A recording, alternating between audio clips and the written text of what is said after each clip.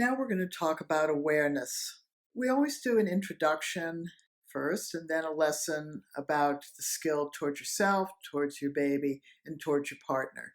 So let's generally talk about awareness. It's such a shock to our system, one day not being pregnant, the next day being pregnant.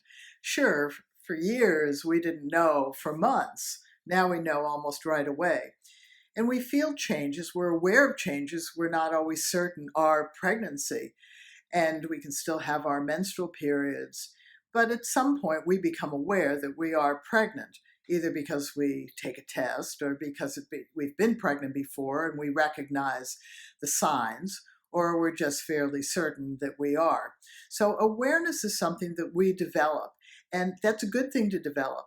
I've spent many years working in traditional communities. I don't do it around birth. I like to learn how to make fires without matches. But I can tell you where there's no medicine, people are very, very aware. And they have health systems that focus on pregnancy, birth, and babies, and children, really. Because up until when we had immunizations and antibiotics, 25 to 30% of all of our children died. So people who don't live in a modern world are very, very aware. And your awareness is growing because really you're that same person. You happen to live in the modern world, but you're biologically mandated to become aware. It's important because if you lived where there was no medicine, you would have to take care and be aware of yourself. So being aware is very good. Sadly, since the 80s, the message that's been given to us as women is just trust it. It's instinctual. We'll know what to do. But that cuts down a skill that we need to grow, which is awareness. And we'll talk about that further. So right now you want to understand that awareness is something you want to grow.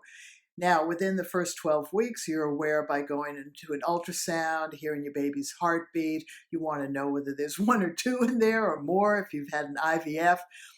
So you become aware that you either want to have lots of sex because you don't have to use birth control, or you don't want to be touched right now because now you're pregnant.